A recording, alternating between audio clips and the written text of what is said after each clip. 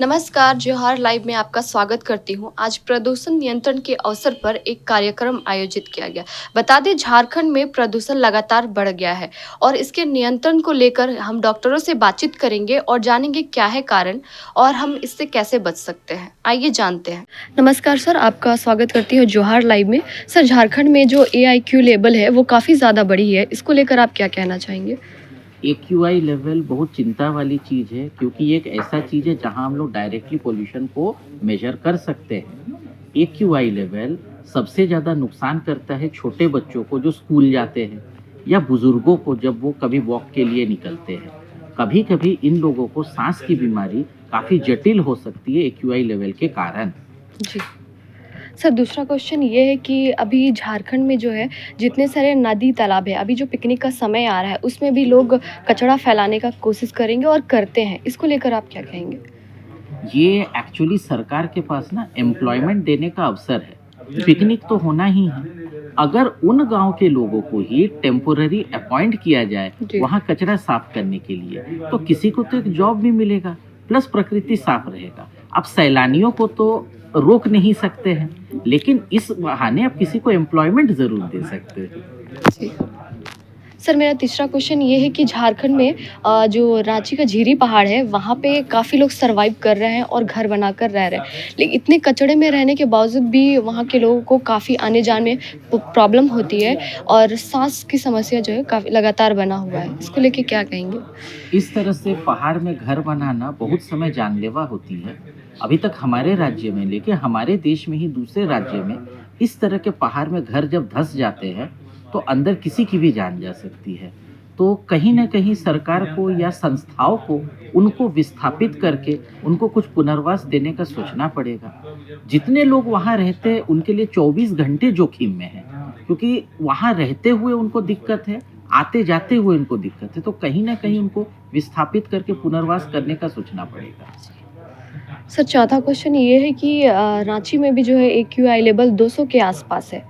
इसको लेकर क्या कहेंगे और यहाँ की जनता को आप क्या कहना चाहेंगे? कैसे इसको रोकथाम किया जा सकता कहीं न कहीं हम सबको पब्लिक ट्रांसपोर्ट को बढ़ावा देने का, कार पूलिंग करने का, ग्रीन कवर बढ़ाने का सोचना पड़ेगा। है? जी। बोकारो में जितना इंडस्ट्री है हमारे राज्य में कहीं नहीं है, लेकिन बोकारो का AQI कभी आपको बढ़ता हुआ नहीं दिखेगा, क्योंकि बोकारो की ग्रीन कवर उस सेल की तरह से प्लान्ड है।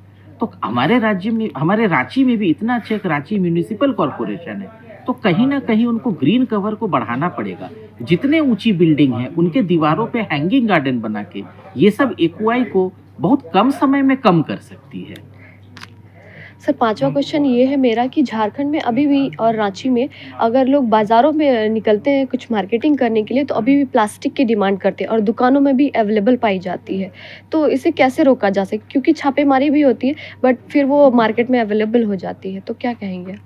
हमारे देश में कुछ राज्यों ने तंबाकू सेवन को पूरी तरह से बैन किया है।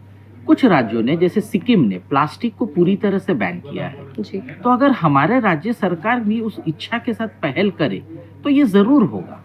कोई भी लोग कभी भी कानून से भिड़ना तो नहीं चाहेगा। तो अगर सख्त कानून हो तो धीरे धीरे लोगों की आदत जरूर बदलेंगी, वो थैले को जरूर लेंगे। जी। सर, अभी रांची में जो है लगातार हेल्थ को लेके इश्यूज़ है। छोटे से लेकर बड़े बच्चों तक फेफड़े की समस्या है, अनहेल्दी फूड्स जो हैं वो लगातार बच्चे बहुत ज़्यादा पसंद करते हैं। इसे कैसे रोका जा सके और खाने-पीने में क्या-क्या चीज़ें नियंत्रण बरतनी चाहिए? देखिए, सबसे पहले तो जो अनहेल्दी फूड्स हैं उनको अवॉइड करना है। ये माता-पिता को समझाना पड़ेगा कि ये आपके बच्चे के लिए ठीक नहीं है, इसको कृपया ना दें।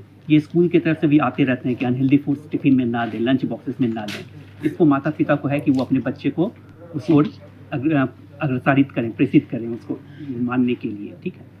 जहाँ तक फेफड़े की समस्या है, तो फेफड़े की समस्या लगातार बढ़ती जा रही है। एयर पॉल्यूशन पे बात हुई, एयर क्वालिटी इंडेक्स पे बात हुई, फिर भी अभी रांची का एयर क्वालिटी इंडेक्स बहुत ख़राब नहीं बोलेंगे इन कंपैरिजन टू अदर्स। तो अभी भी हमारे पास समय है कि हम उस चीज़ को अपने हाथ में कंट्रोल कर सकते हैं, अपने हाथ में। इसके लिए public awareness, school education programmes, like स्कूलों में बच्चों को शिक्षा देना कि आप मास्क पहन के निकलो।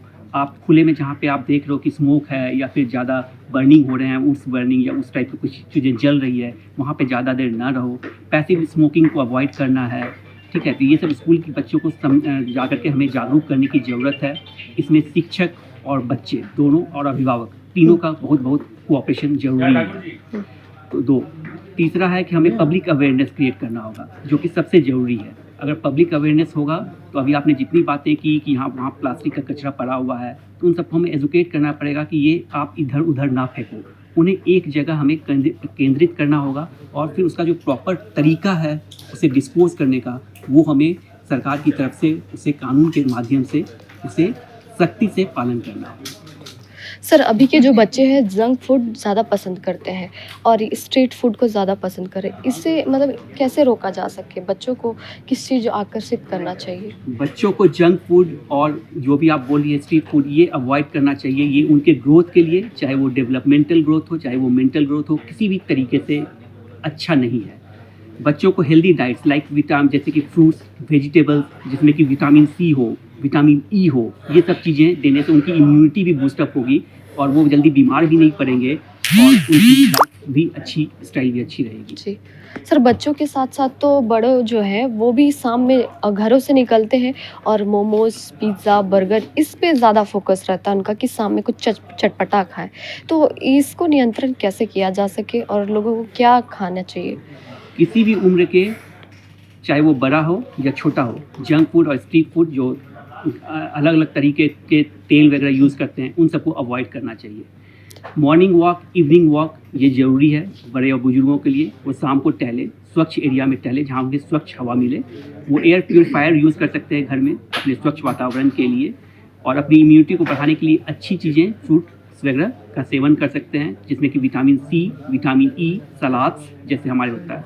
हम कई बार बोलते हैं कि हमारे खाने में जो है सलाद का एक प्लेट बहुत ज़रूरी होता है, तो सैलड का प्लेट होना ज़रूरी है। उसमें तरह तरह के हमें वेजिटेबल आइटम्स रहेंगे और वो हमारे खाने को ज़्यादा अच्छा और हमें ज़्यादा अच्छा इम्यूनिटी देंगे रेदर देन जो हम स्ट्रीट फूड्स और मोमोज़ की बात कर रहे हैं। जी। अभी आप जैसे फूड की बात कर रहे थे, जी।